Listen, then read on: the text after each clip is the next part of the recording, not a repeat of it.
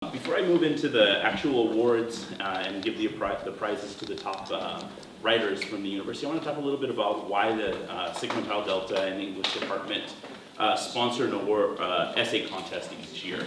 And so being a part of the humanities and understanding the great amount of work that we devote to both educating you and teaching you how to write, one of the hallmarks of good education is your ability to communicate through writing to others. And the essay contest is one of those points where we can encourage you to show us your best writing and put it up against other people. It also opens up your writing to other people within the community so that they can see what kind of works you're doing. This year we started one of my favorite categories, which is first-year writers. So we get to see a spectrum of writers from their very first time writing for us in the first-year composition courses, that being English 101 or 100, 101, and 102, all the way through critical and research projects that people might do, as well as creative works, which are some of the stronger works that we get and some of our favorite to read.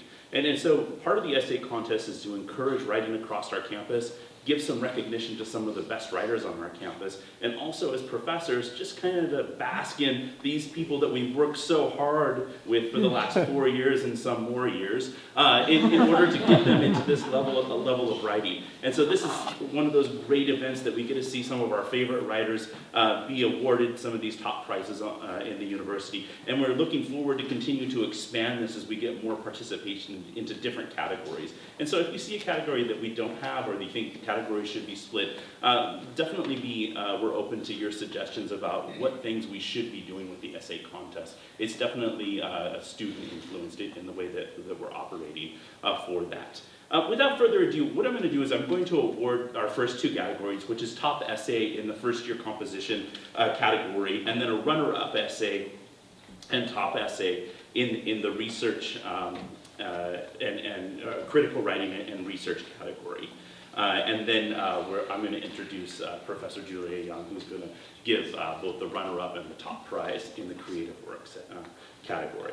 So the first one in the first year essays, across the spectrum of 100 all the way through 101 and 102, students learn how to write about literature. They learn how to do a rhetorical analysis. They learn how to do a research project and learn basically APA research, as well as to make their own argument in the final capstone project, where they make some sort of persuasive claim. And so these essays could be varied. Right? So you could have all the way from a summary, close reading of literature all the way out to that. And of the essays that we got, one that rose to the top, and if she's here coming forward when I announce the name, the top essay in first year composition for the essay War and Chocolate is Megan Davis. Is she here tonight?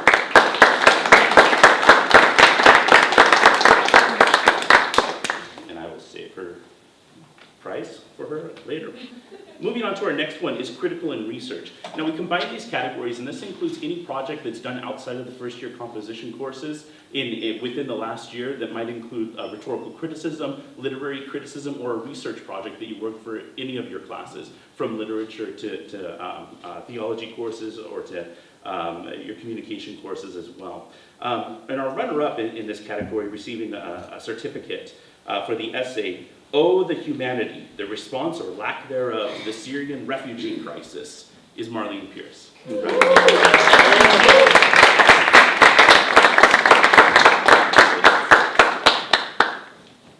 And our top prize in the same category of critical research for the essay, "I Must Call It Laziness," is Abigail Rogers. Congratulations.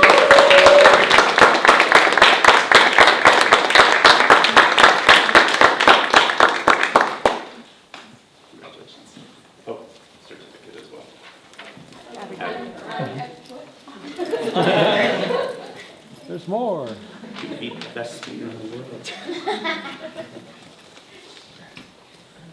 Before we move on to the next category, I'd be remiss if I didn't introduce Julia Young with a lot of verbiage.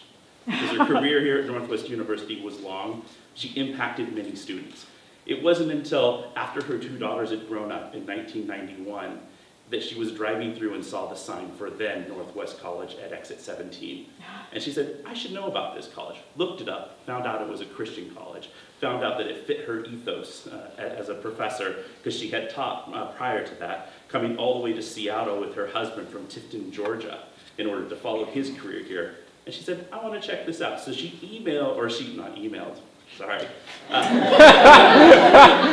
contacted then Provost Marshall Flowers. For those of you who've been around that long, know that goes way back. He was the provost 20 years ago when I was a student here at Northwest University, and asked about the university. It was then in the fall, just a few months later, that she taught her first class here, English 101, which then began a 21-year career at Northwest College of the Assemblies of God, Northwest College, and finally ending with Northwest University. She saw it truly from a Bible college move all the way into its new shoes as a university. In that time, she taught English 101, English 102, Shakespeare, creative writing, advanced composition courses, developed and taught for more than 15 years the structures of English course, which is the grammar course now, and developed her own play called Shakespeare Rude and Skewed, was also a painter and an editor for many works throughout her professional career here.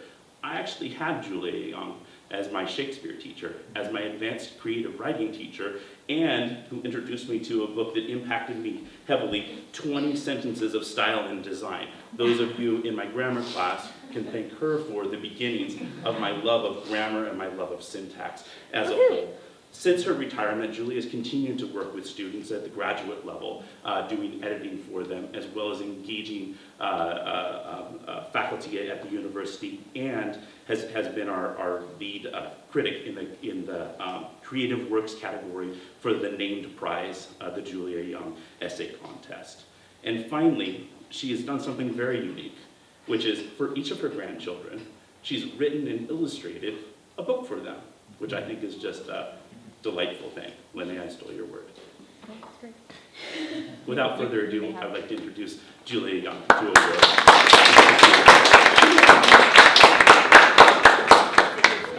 Hello, everybody. Thank you, Becca, for a very gracious introduction. I am very pleased to be here. And as I look around, I realize I have spent some of my most exciting moments in this very room.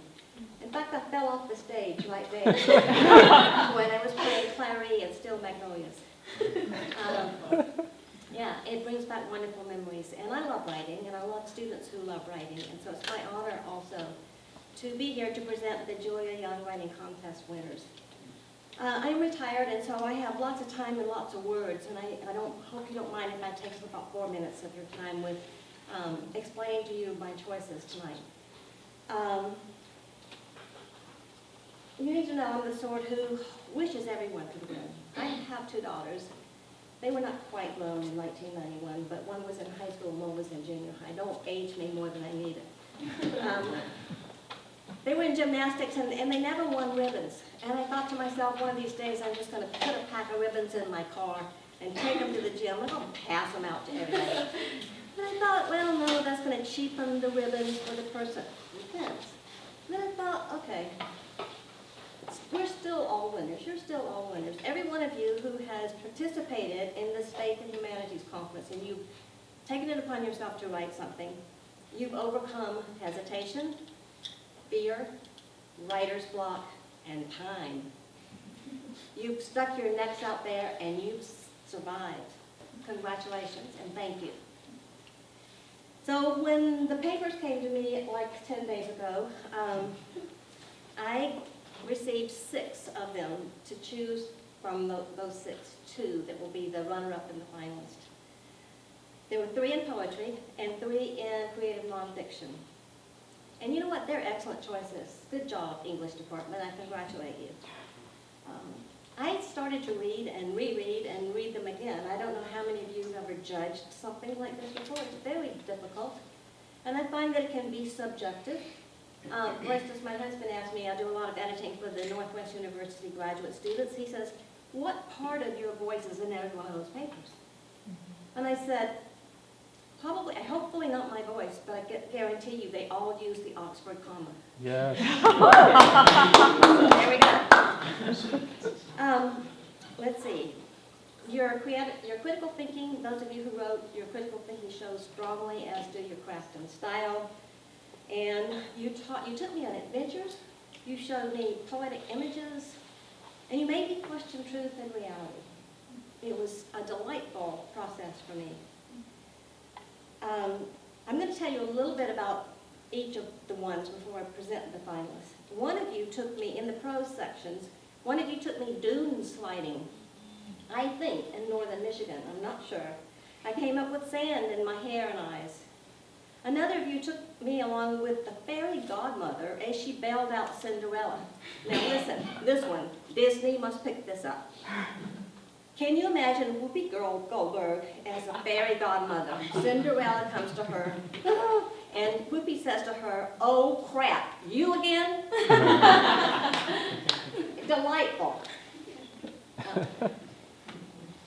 Yet another of you showed me 4 brief scenarios of polluted minds, straight out of Raymond Carver's short stories. If you're not familiar with Raymond Carver as a writer, I highly suggest you look him up. In the poetry selection, I read beautiful imagery, some hard imagery. Pardon me for taking some of your lines out of context, but I would like to share with you just a few of them. One of you wrote of sipping the lifeblood of society, me and them who gargle it, rinse it, and spit it back in our own words of propriety. Another of you made me shiver in wintertime, but you also wrote a sonnet about Keats that I wish I had written. Its final rhymed couplet reads, "They'll lay you to rest with daisies in Rome, your name written water, steadfast as stone." Yet another wrote to a willow tree and asked it to teach me how to swim to the moon and through a sea of stars. And you also showed me how to take up space like a girl. And now for the runner-up and the winner. My runner-up selection tonight is Abigail Lawrence for her Polluted Minds.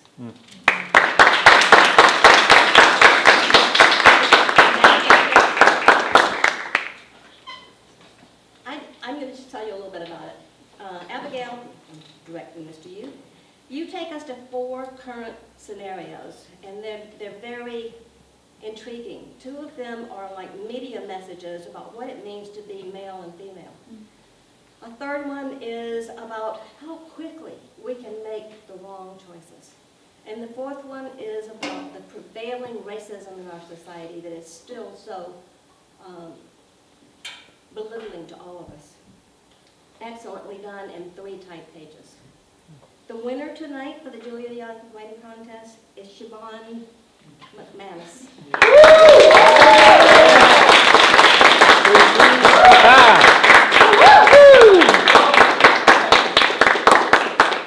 Congratulations. So let me tell you a little bit about you. Okay.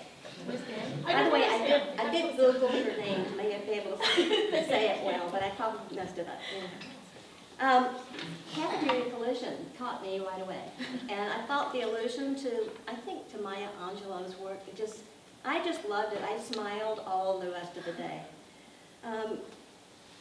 But you write or draw images that are so easily and readily seen and understood by everybody, and you have a depth of feeling and expression that I think goes way beyond your years. And I just thank you for the beautiful pieces that you wrote. They were varied, and they had fine content, fine form, fine structure, and you definitely write well. Keep it up. Thank you. Okay, so thank you all for listening to me, and enjoy the rest of your evening. Blessings to you all.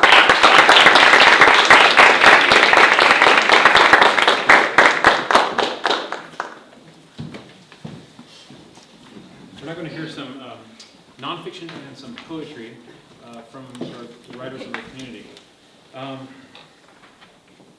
Lyric Esparza graduated last year, and it's just been kind of marvelous to kind of watch her assume the writing life and engage with the world through her writing. Cosmopolitan magazine, Christianity Today has taken interest in her work, and the essay that she's going to share with you this evening was published in Narratively. Please give a round of applause for Lyric.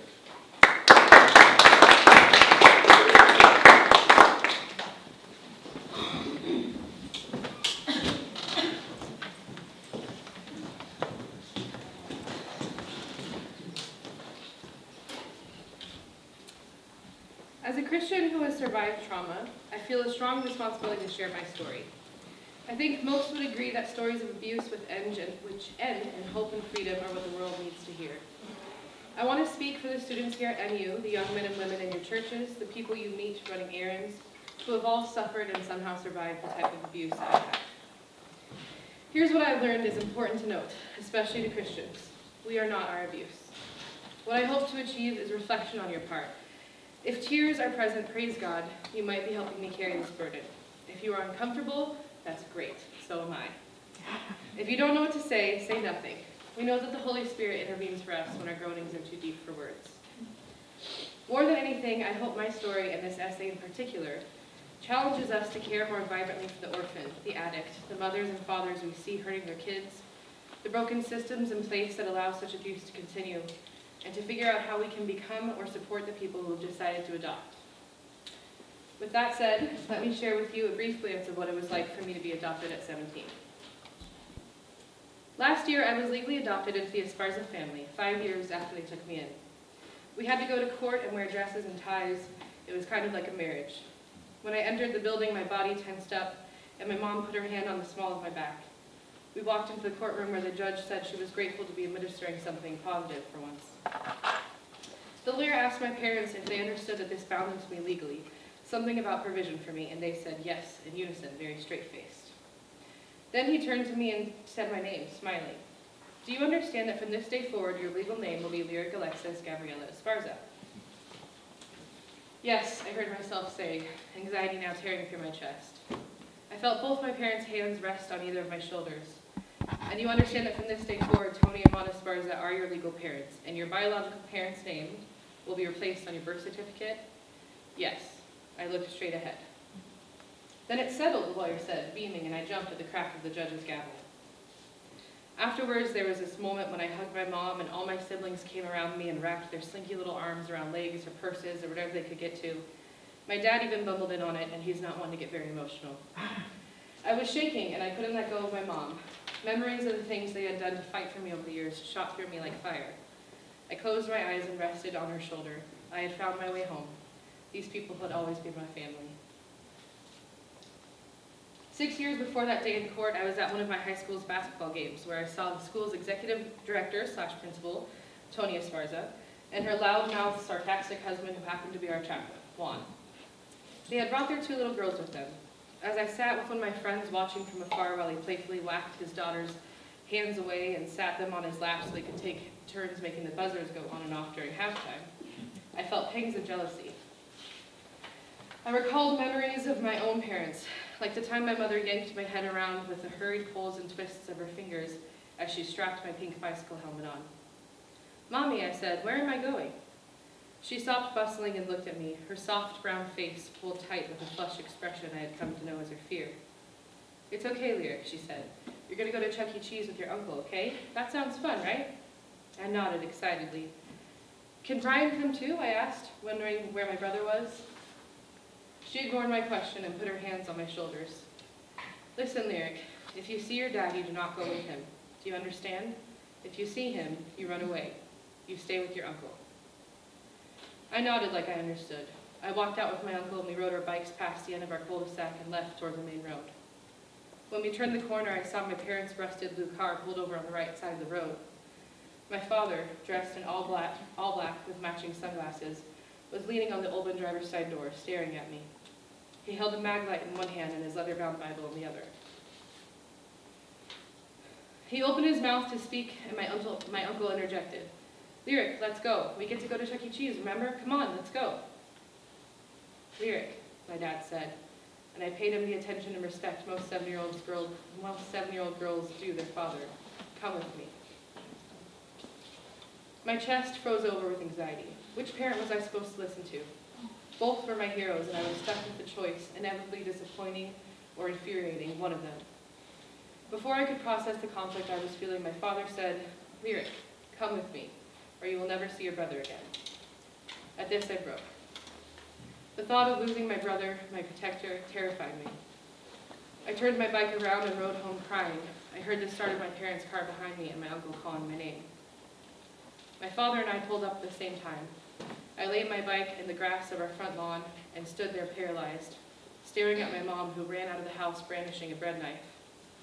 "Where is he?" she hollered at my dad. I realized she meant my brother. My father walked toward her with a disturbing air of calm, his black sunglasses painting fractals on her face. Later, I would learn that his erratic behavior on this day was caused by methamphetamine withdrawals. "You tell me where my son is now," said my mom. My dad turned away from her and walked into the house. "I'm leaving," he said. "I'm taking the car. I'm leaving." "Oh, sure you are," my mom spat, and I watched her rip a hole in each of the tires of our car with a knife. My dad heard the sound of slit rubber and seeping air and ran outside with the phone, announcing he was calling the police. They came quickly. The cops weren't unfamiliar with the whereabouts of our home. Somehow my brother showed up in the middle of the scene. Both of our parents were arrested. The police left my brother and me with my uncle and the two homeless people who lived in our backyard. I chased the cop car, carrying my mom down the cul-de-sac and to the right as they took her away, weeping. The car was too fast to keep up with. I walked into therapy on a Monday during my senior year of high school after watching the movie Precious. I told my counselor, who I'd been seeing weekly, how I had wept at the film. I lamented how heartbreaking it was that such horrible things could happen to a little girl, asking how the world could be so evil. "What about your world?" he said. "What do you mean?" I replied. "I mean that this morning one of our staff members gave you a packet of instant oatmeal for breakfast because you said there was no food in your home. I mean that last week another teacher picked you up on the side of the highway because your dad left you there in a fit of rage." He paused to look at me. "How is it that Precious makes you sad when there are obvious parallels to the life you live?" I looked away from him and mulled this over a little bit. "You think my life is dysfunctional?" I asked, incredulous. He nodded. "You think my parents are dysfunctional?" My counselor smiled. It was the end of the session. "I know I never give you homework," he said, "but I'd like you to start trying to see your life as if it were a movie, and record how you feel. Think to yourself, if I were watching this on screen, how would I expect the audience to react?" So I did. I began to suspect that other parents might have intervened more sternly when they walked in on their daughter being sexually abused multiple times. I considered whether it was ethical that my mom lied about the whereabouts of my dad on the day I was born, so my unknown father status would give her a tax break each year. Maybe other parents kept their rent payments on track so they could purchase staples like food and clothes for their kids, instead of buying a newer, bigger television each year. These suspicions were catalysts to changes in my perception of my family that I would never be able to reverse. During this transformation in my thinking, I started spending more and more time with Tony and Juan Esparza. Their oddly peaceful demeanor, which they claimed had its origination in their Christian faith, calmed me and fanned a little spark of hope in me that sang, "One day I'll fly away." I became a Christian, rather unwillingly. I did not want to, but I'd fallen irreversibly in love with the God that I learned about, who had desired good things for me my whole life. My parents were confused but supportive, until it began to impact our family culture. I had just come home from school and I was in a good mood. I was indulging in my latest addiction, Wizards of Waverly Place, when my mom came through my door.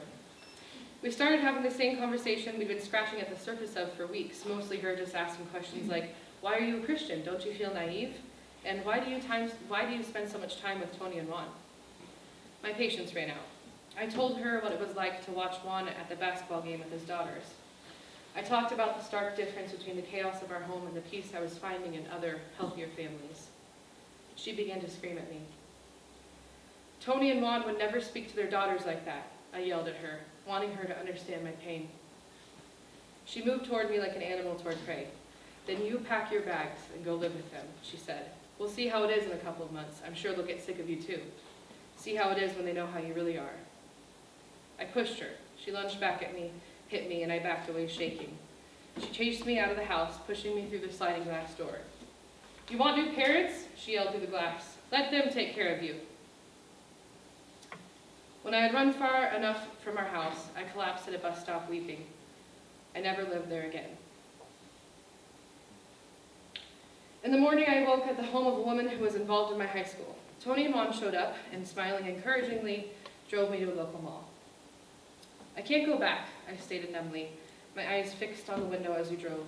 The Esparzas exchanged looks. "We know," Tony said. When we arrived at the mall, Tony took me to Old Navy. "We just want to get you some essentials," she said, while I stared at the clearance rack uncomfortably. "For now." I grabbed the cheapest things I could find in the stacks of clothes around me and was headed toward the cashier when Tony said, "Don't you need underwear?" I stopped and looked at her. I mean, yeah, I answered after a while. She grabbed neon-colored boy shorts off a shelf nearby and looked at me with a smile. "Do you want some boxers, huh? So you can sag like the cool kids?" I laughed uncomfortably, wondering at the Esparza's ability to make jokes in grim situations. We bought the shorts. Later, we stopped at the food court. Espresso machines whirred and glasses clinked as bus boys and girls cleared the tables of exhausted consumers. I was eating chicken strips and fries. "So we want you to live with us," Tony said, and I nodded. They'd offered their home to me before, and I'd passed, not wanting to be forced to go to church or quit smoking. Now it seemed like I didn't have a choice. "But we don't want you to just live with us," she continued. "That's not what we're offering. If you come with us, we are going to treat you like our daughter. That's different. Do you understand?" I nodded as I munched on a fry. I did not understand. "So what do you think?" she asked after a while. I stared at people around us. Juan with the girls laughing next to us, older women with their crouched husbands wearing fading fedoras passing by. I looked at the stage before us, which I had sung on during an open mic night at my mother's request as a girl.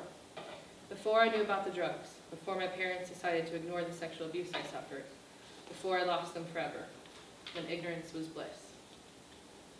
"Yeah," I finally spoke. "I'll come with you." We had a meeting with my biological mother where she signed a piece of paper agreeing not to claim the Esparzas had kidnapped me. She said she wanted me back and apologized for treating me like she did. I told her I couldn't return. I couldn't stop thinking of how terrible she must have felt. I still can't at times. Those first months living with the Esparzas were a crash course in family, and every day I learned something new about how parents are supposed to treat their daughters and how kids relate to them. I remember having our first conversation about the principle of curfews. The Esparzas didn't have an official time that I was meant to return home, but they did require me to present an agenda for the evening and to ask permission before those plans changed. Not that long into it, I took advantage of the system. I stayed out way later with my friend than I had said I would, driving around smoking secret cigarettes in a broken-down Ford Taurus. When I got home, Juan was laying on the couch watching kung fu movies with his headphones in, and he looked at me to say, "A little late there, aren't we?" I smiled, hoping to charm my way out of it. "Change of plans?" he asked. I went to bed. The next morning, we all had a meeting in Tony's office where I was told, for the first time in my life, that I was grounded. I was a little miffed and definitely pretended to be infuriated, but deep down I was honored. It felt like an initiation into an adolescence I'd never had, like a rite of passage that my previous reality had been too unreal to cover. These people were trying to parent me. They were trying to teach me that discipline shouldn't involve violence or abuse, that discipline can come from love and concern. During this time, I watched my biological family work through the stages of grief and dysfunction, at times begging me to return and at others blaming me for betraying them. I was suddenly in the same position I had been as a 7-year-old, pulled between two sets of people I desired to completely trust without the tools to know which one was safe. I took the Esparza's dog, Isabella, for frequent walks in an attempt to let my brain process all that was happening. I spent many an afternoon exploring their quiet, safe neighborhood with trails and ridiculously green grass and children riding scooters in the streets. I would talk to Isabella as we walked, asking her what she thought of things and whether she believed the Esparzas actually loved me. It was terrifying. I didn't trust anything Tony and Mom said. I very clearly remember a poisonous voice that lived inside my head back then, whispering doubts into me. "Who do you think you are? Do you think these people care for you? They pity you because they're Christian. You are nothing but a burden to them." That voice resounded in my 17-year-old head whenever they bought me something, whenever we had a long talk about how much I missed my biological family, whenever I allowed myself to relax and just enjoy their presence.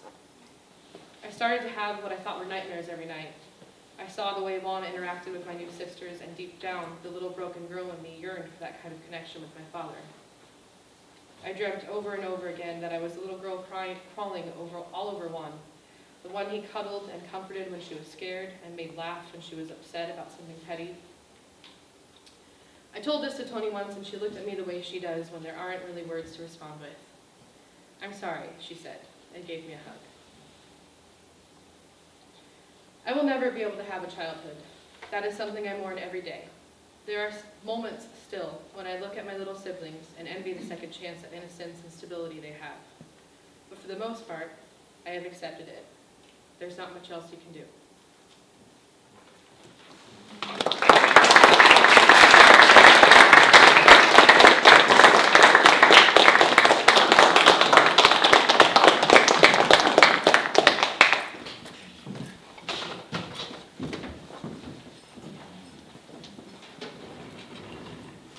Thank you, Larry. We're going to hear some poetry from Tracy Grant now. Please welcome Tracy Grant.